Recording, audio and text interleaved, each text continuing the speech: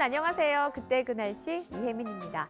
지난주 황금 연휴를 매우 열심히 만끽한 탓에 일상생활로의 복귀가 쉽지 않습니다. 저뿐 아니라 많은 사람이 후유증을 앓고 있는데요. 연휴가 길어서 좋았지만 연휴가 길면 길수록 생체 리듬이 정상으로 돌아오기까지 걸리는 시간은 더 길어진다고 하네요. 생체 리듬을 회복하기 위한 가장 좋은 방법은 충분한 수면 시간 확보인데요. 평소보다 한두 시간 정도 일찍 잠들고 하루 7시간에서 8시간 정도의 충분한 수면을 취해서 불균형해진 수면 패턴을 바로잡는 게 중요하다고 합니다. 일주일 정도는 일찍 귀가해서 충분한 휴식과 수면을 취하는 게 만성 피로로 악화되는 걸 막는다고 하니까요. 이번 한 주는 퇴근 후에 약속을 잡지 않는 게 좋겠죠? 오늘은 95년으로 돌아가 보려고 하는데요. 그때 날씨는 어땠는지 먼저 살펴볼게요. 강릉 32도, 올 들어 가장 무더운 날씨라고 적혀져 있습니다. 강릉 지방의 낮 최고 기온이 32.4도까지 오르는 등 전국적으로 여름 날씨를 보였다는 내용의 기사입니다.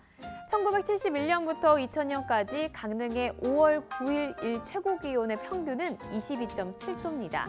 평년보다 10도 정도 더웠던 건데요.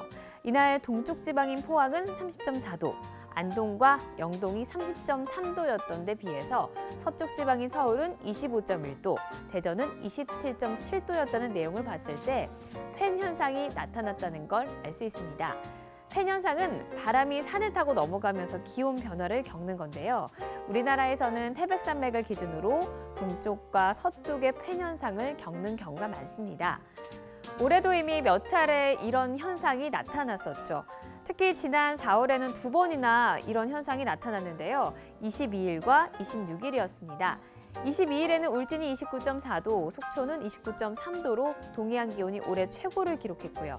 이어 26일에는 동두천이 30.9도, 서울도 29.6도로 한여름 기온이 나타났습니다.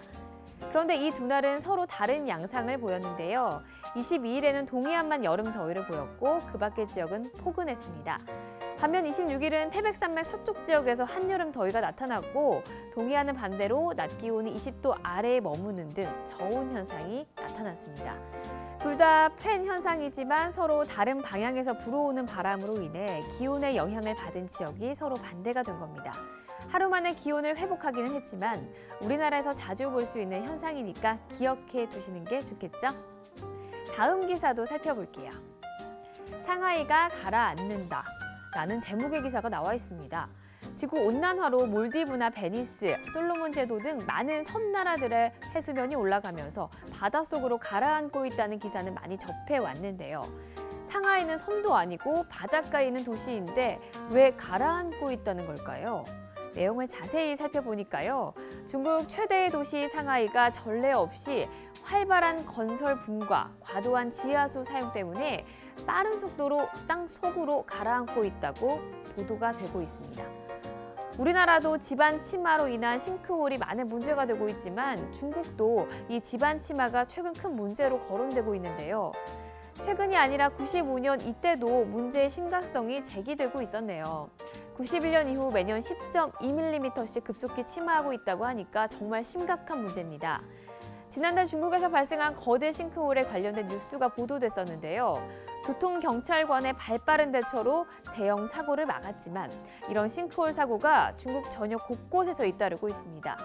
이런 싱크홀 역시 도시 난개발과 또 지하수의 무분별한 취수로 인한 지반 침하가 원인으로 꼽히고 있습니다. 요즘은 며칠에 한 번은 싱크홀 관련 뉴스를 접하게 되는 것 같습니다. 작게는 몇 센티미터부터 크게는 몇 미터까지 크기도 다양하고 또 싱크홀이 발생되는 지역도 농촌부터 도심 한복판까지 다양한데요. 지반 침하는 이미 벌어지고 있는 일이지만 인명사고로 이어질 수 있는 만큼 방지하고 예방하는 데 노력을 기울여야겠습니다. 지금까지 그때 그 날씨 이혜민이었습니다.